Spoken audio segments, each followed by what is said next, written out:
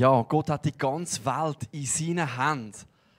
Darum kann ich weitergehen, darum muss ich mich nicht fürchten, darum darf ich dranbleiben und mit Mut vorangehen. Das haben wir gerade zugesungen bekommen von dem Chor, die wunderschönen Lieder, dass unser Leben, auch mein Leben, darf in Gottes Hand sein. Das hat auch Josef und Maria müssen hören. Unterwegs nach Bethlehem, sie haben nicht gewusst, was kommt auf sie zu.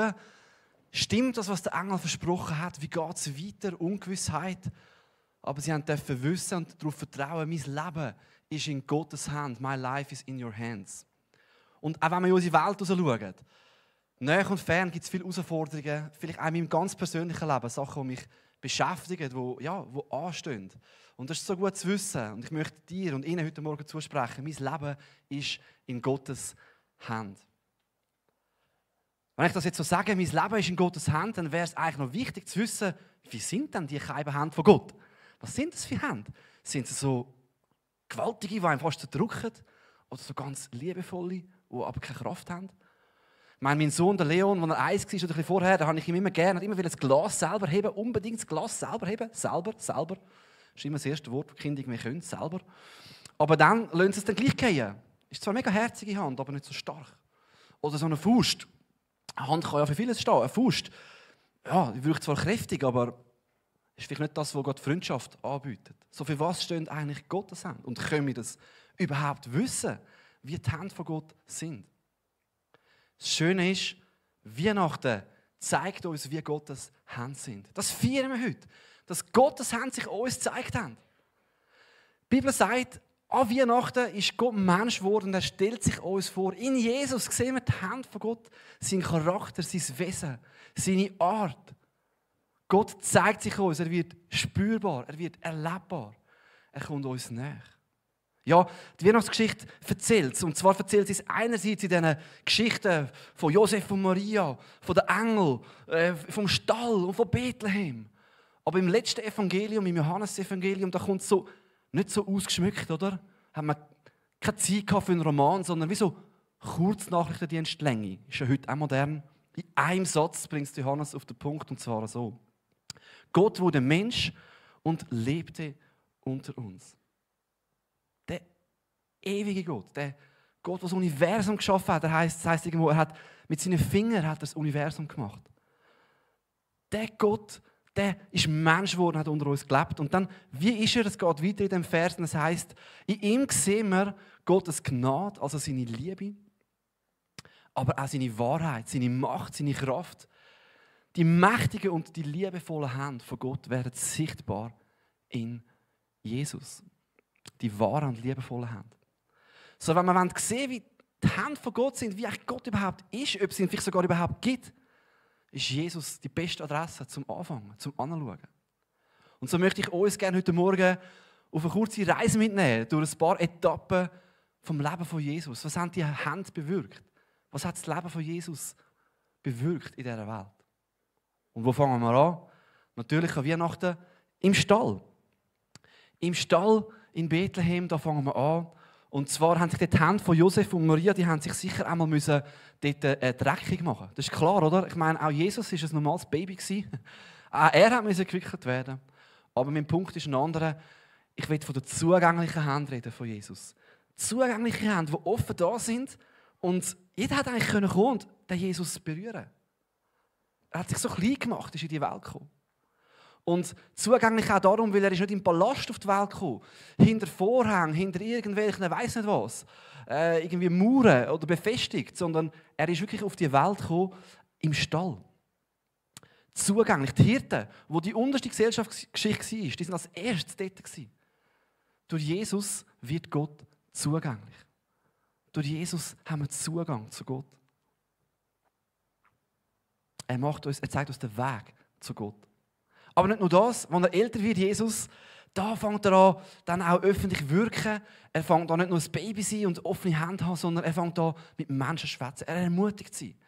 Er redet mit der Masse, aber er redet immer wieder auch mit den Einzelnen. Er bleibt stehen für den Einzelnen. Und nicht nur, weil es cool ist und gut tönt, sondern weil er den Einzelnen geliebt hat. Und er hat dem Einzelnen sozusagen seine tröstende Hand aufgelegt und gesagt, hey, ich sehe dich. Ich sehe die Not von deiner Seele. Und er hat für jedes richtige Wort gehabt. Mit dem einen hat er einfach nur gebrüllt. Am anderen hat er vielleicht etwas korrigiert. Aber er hat die Leute aufgerichtet. Er hat sie getröstet.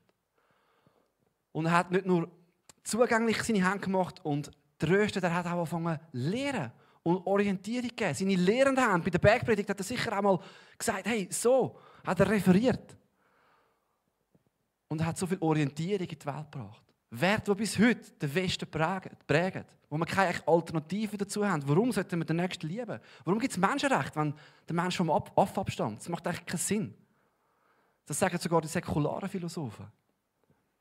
Werte wie, hey, stell nicht dich selber an erste Stelle. Grosszügigkeit. Nicht auf den anderen zeigen. Nicht richten. Den Find sogar zu lieben. Und das hat Jesus hineingegeben. Er hat die Leute gelehrt. Und was er fast am meisten macht, was in der Bibel beschrieben ist mit seinen Händen, ist, er hat die Menschen, die krank und beladen waren und für die Gesellschaft gesagt hat, oh, mit dir wollen wir nichts mehr zu tun haben, hat Jesus nicht weggeschoben, sondern hat seine heilende Hand aufgelegt. Er ist den Menschen näher, hat sie berührt und hat sie gesund gemacht. Das Zeichen, dass er Gott ist.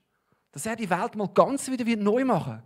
Dass einisch alles wieder gut wird werden. Aber schon jetzt, als Zeichen von dem, hat Jesus Wunder getan. Er tut es noch heute.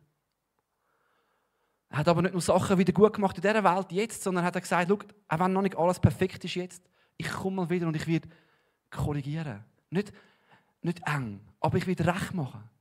Und ich werde sagen, was nicht richtig ist. Und er hat schon damals die in einen falschen Weg gegangen sind, auch die Leiter damals, die vielleicht Gott jetzt eng dargestellt haben, korrigiert. Und er hat gesagt, jetzt ist der Moment, um mir nachfolgen, um mit Gott ins Reine zu kommen. Und ich werde einmal wiederkommen am Ende der Zeit und alle Ungerechtigkeiten dieser Welt werde ich gerecht machen. Ich werde es wiederherstellen. Ich werde Gerechtigkeit bringen. Und wie wir alle wissen, dass wir selber nicht perfekt sind und nicht immer das Richtige machen, bietet Jesus eben auch seine vergebende Hand an. Er steckt seine Hand weit aus. Versöhnung mit Gott, aber auch Versöhnung unter uns Menschen. Da ist zum Beispiel der Zachäus, ein Betrüger, er war ein Zöllner. Und er hat Geld genommen, hat eben nicht auf die Worte von Jesus gehört, auf die Orientierung. Und in der Begegnung mit Jesus ist er so verändert worden, dass er nicht nur gesagt hat, yes, jetzt glaube ich und cool, ist alles gut, sondern er ist umgekehrt. Er hat das in Ordnung gebracht, was falsch war. Er hat Doppelte zurückgegeben. Und so hat Frieden anfangen in seinem Haus, in seiner Umgebung. Jesus hat Vergebung angeboten zwischen Gott und zwischen den Menschen. So genial sehen wir die Hand von Gott im Heilen, in all dem, was wir gehört haben, im Trösten. Aber wie hat dann Gott vergeben? Und ist das schon alles? Es fehlt nämlich noch etwas. Vergeben hat er uns können, indem er uns noch seine schützende Hand zeigt. Am Schluss von seinem Leben, da hebt Jesus schützend seine Hand von uns her. Und wie macht er das? Die Bibel sagt, er macht es, indem er seine Hand ausbreitet. Am Kreuz. Und sie durchbohrt werden. Und die Bibel sagt, es ist für dich geschehen. Es ist für mich geschehen. Für meine Sünde. Aus Liebe für uns. Ja, obwohl wir hätten sollen eigentlich den Nächsten auch aufrichten, die Hand ausstrecken für Freundschaft, ermutigen, vergeben, haben wir so oft unsere Hand genommen, um auf den anderen zu zeigen. Oder vielleicht mich selber klein zu machen. Oder uns gegen Gott zu wenden. Und Jesus steht wie schützend vor uns her, dass das, was böse in der Welt ist, was eigentlich uns wird treffen, nicht uns muss treffen, sondern das trifft Jesus. Und die Bibel sagt, das ist einer der Hauptgründe, warum Jesus in die Welt gekommen ist. Ja, um uns zu zeigen, wie Gott ist, sein Charakter, aber auch um uns zu erlösen, um die Sünde von der Welt wegnehmen, uns zu schützen. Gott hat sich verletzlich gemacht. Seine Hände sind verletzt worden, damit du und ich, damit wir Schutz haben, Vergebung und Freiheit. Wow. In solche Hände, da gebe ich mich sehr gern rein. Da bin ich gern in so Hände drin. Wir können das auch zusammenfassen, all die Begriffe, die wir noch gehört haben, die liebevollen, die tröstenden Hände, eben in einem ganz einfachen Bild, wie Gott die Weltkugel trägt oder das Universum in den mächtigen und liebevollen Händen von Gott. Die Hände die sind zusammengefasst mächtig und liebevoll. Und ja, beides ist wichtig. Wer Gott Nur mächtig, aber nicht liebevoll. Das wäre ziemlich scary. Das wäre erschreckend. Was macht die Hand mit mir, wenn ich da drin bin? Wenn Gott alles über mich weiß, jedes Detail. Wie so eine KI, künstliche Intelligenzmaschine. Und in jedem Bewerbungsgespräch, egal was ich mache, kommen all die negativen Sachen, die ich schon gemacht habe in meinem Leben, raus und werden gegen mich verwendet. Ich könnte, glaube ich, nicht mehr morgen aufstehen. Aber Gott weiß zwar alles und ist mächtig, aber gleichzeitig liebt er mich. Er ist mein engster Freund und ich kann ihm alles anvertrauen. Er kennt mich mit allen Details und doch liebt er mich. Und ich habe schon so oft den Moment gebraucht, wo ich wissen durfte, hey, auch wenn vielleicht niemand mich versteht, Gott ist mit mir, er kennt mich, er versteht mich. Und er liebt auch dich, er ist mein bester Freund. Aber er ist nicht nur liebevoll, sondern er ist auch mächtig. Weil wenn er nur liebevoll wäre, und letztlich ist mein Leben wie so ein Glas oder was auch immer in seiner Hand und er würde es loslassen. Er hat nicht Kraft, mich zu tragen. Was ist das für ein Gott, der nicht helfen kann? Im Sommer ist unsere Tochter auf die Welt gekommen, Hannah, Ende Juli. Und wirklich, es war eine schnelle Geburt, zack, da. Wir haben überlegt, wie wir ihr den zweiten Namen geben sollen. Wir haben dann im Spitalzimmer noch entschieden, den Namen Leben. Und ich habe mich noch gefragt, jetzt so auf der Toilette in dem Geburtszimmer, warum haben wir jetzt so lange gehabt, den Namen auszusuchen? Und ich habe den Gedanken gehabt, wer weiß, vielleicht hat der Name mal noch eine Bedeutung in ihrem Leben, dass sie wird leben, wenn eine Herausforderung kommt. Und am nächsten Tag haben sie diagnostiziert, dass sie jetzt enge Aorta hat. Und es ist so ein bisschen hin und her und so und so. Und dann ist noch ein Löchchen dazugekommen im Herz, an einer sehr heiklen Stelle zum Operieren. Und sie ist mit 7 Tagen, hat sie eine 10-stündige Operation gehabt, in einem Herz so gross oder wie eine Kinderhand, so ein Kinderfüßchen. Und Gott sei Dank, und auch Ärzte sei Dank, aber hauptsächlich Gott sei Dank, hat die Operation funktioniert. Sie haben das gut machen. Sie war geheilt, sie konnte aus dem Spital raus. Aber wie so oft ist im Leben, da kommt wieder irgendetwas. Da kommt vielleicht die nächste Ehekrise oder das nächste Jobproblem oder die nächste Krankheit. Und auch wir haben vor ein paar Wochen dann erfahren, dass es wieder enger geworden ist. Letzte Woche war Hannah im Spital und sie haben jetzt so einen Stand einsetzen bei ihr. Und das wird jetzt für die nächsten Jahre, vielleicht lebenslang, Ruhe sein. Und es ist für uns eine grosse Freude. Wir haben sie gestern heimnehmen. Wow, wir sind mega, mega dankbar. Und zugleich, was kommt jetzt? Was kommt morgen? Was kommt in unserer Welt? Wir sind alle mit drin. Wie Josef und Maria unterwegs. Unterwegs im Leben.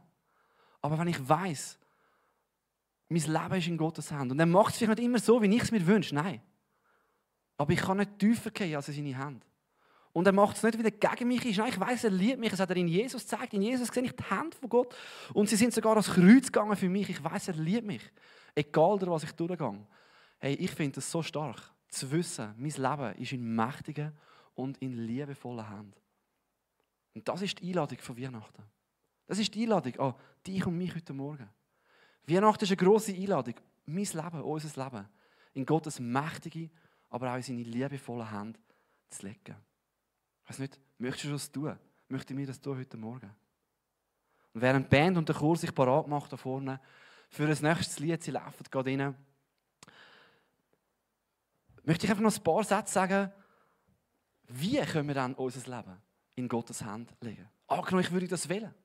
Vielleicht wieder erneut, vielleicht zweifle ich daran, ob sie mächtig sind oder liebevoll oder ich habe noch gar nicht die Hand entgegengenommen. Wie kann ich mein Leben in Gottes Hand legen? Ganz aktiv heute an Weihnachten. Und 3 simple Punkte. Der erste ist, indem wir unser Leben Gott anvertrauen. Mein Sohn, der Leon, der ist wirklich ein Aktiver. Und er liebt es, an Sachen runterzukumpen.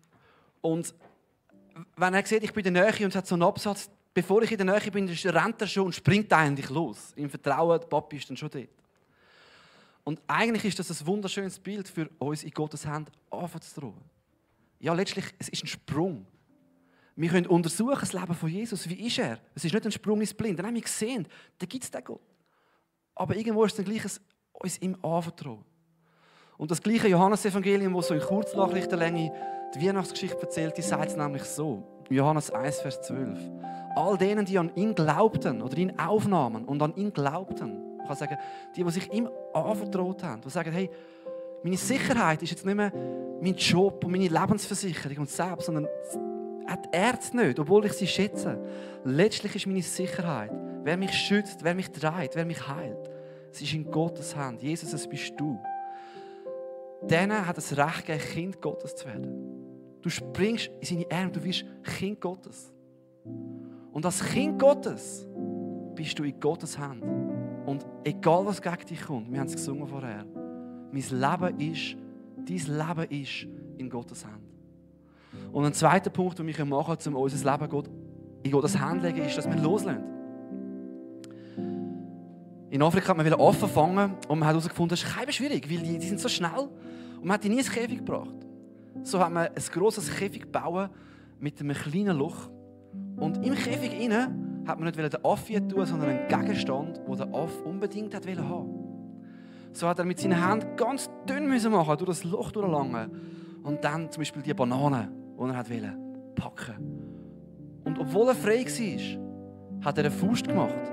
Er wäre frei gewesen, aber er war gefangen gewesen. Weil mit dieser Faust ist er nicht mehr durch das Loch durchgekommen. Und er war gefangen gewesen.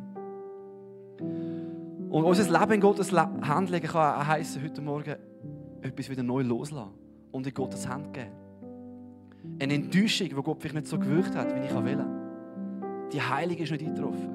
Oder mein Leben ist nicht genau so verlaufen, wie ich es mir gewünscht habe. Oder mein Gottesbild ist irgendwie, hat angefangen zu schütteln. Oder eine Sucht, wo ich drauf festhebe. Etwas wieder neu in Gottes Hand legen. Und schlussendlich ist es eine Möglichkeit, einfach an Gottes Hand zu gehen und Gottes Hand zu nehmen. Das ist mein dritter Punkt. Gottes Hand zu nehmen. Er streckt sie aus. Sie ist ausgestreckt. Aber die Frage ist, nehme ich sie? Gehe ich mit ihm durchs Leben? Höre ich auf ihn? Ist er mein täglicher Begleiter? Und das wünsche ich dir, das wünsche ich mir, das wünsche ich uns. Dass wir einfach wissen, mein Leben ist in Gottes Hand. Und ich sehe die Hand von Gott im Leben von Jesus Christus. Und darum ist es gut. Und während dem nächsten Lied hast du einfach die Möglichkeit, vielleicht kannst du deine Augen schliessen, dir zu überlegen, was möchte ich loslassen, wo möchte ich mich Gott anvertrauen. Und wir werden nachher noch zusammen für das beten.